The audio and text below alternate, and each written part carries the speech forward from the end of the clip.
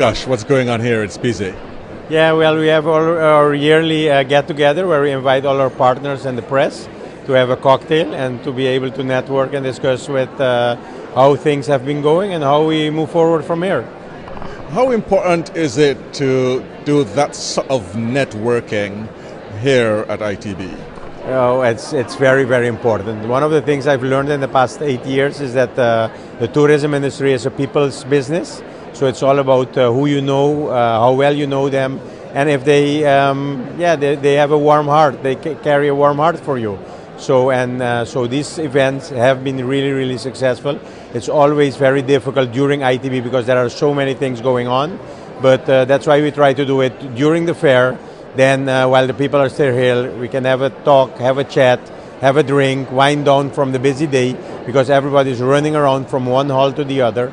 And so it's a good way for them to wind down and then move to the next parties.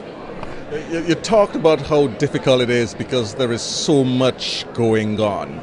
How do you come to a place like this and keep people's interest when, like you said, there is just so much going on? 180 countries are exhibiting here.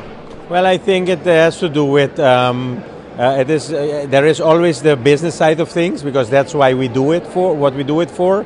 So and if you're successful, and I must say that Curacao has come a long way in the German market. So there is quite a lot of interest for Curacao in the German market, and that has helped us a lot. And apart from that is obviously it's all about the numbers, all about the figures, but also giving it a personal touch. And that's one of the things that I've been learning is combining the business with the atmosphere, the casual atmosphere, which makes it a success. And that's what we have right here. You talked about the success of Curacao in the German market. Tell us, how has it been performing?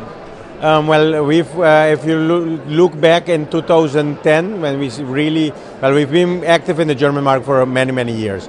But in 2010, we really started. We launched it actually in 2011. We launched our first direct flight from Düsseldorf to Curacao. In 2010, we had about 7,000 Germans coming to Curacao, and we closed off 2015 with 20,000 passengers. And we expect to finish off with 27,000 this year. So I must say that it's been very, very good for Curacao.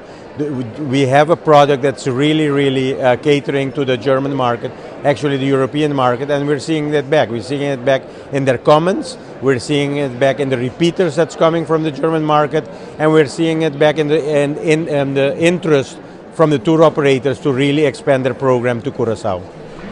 And overall, how's Curacao doing? Overall, we are doing quite well. We opened up the year very well. The US market is performing really well. Europe is doing very well, with the Netherlands growing as well. We are seeing some challenges in the South American market. Fortunately, the US market, the North American market, and the European market have been able to really cover for the losses in the South American market. But I expect it still to be a very, very tough year. So we are now in talks about what we can do to really still keep the positive flow going and to recover the losses we are facing in the South American market. I noticed that Curacao has been doing some work at the airport. I'm told you're looking to get people out of the aircraft through immigration and through customs in 30 minutes or less. How are you looking to accomplish that? Well, one of the things is we launched our online ED card. That's the immigration card that the people can fill in. We are now putting in additional booths, electronic booths where the people can come through the airport. So basically, with them filling in the form online, we can pre-screen all the documents before arrival. So when they come, they can just go through the gates. They just present their passport and they can go through the gates. And I think it's all about increasing the time on the island because that's what they're paying for and that's what they come for. So give them more of what we have to offer.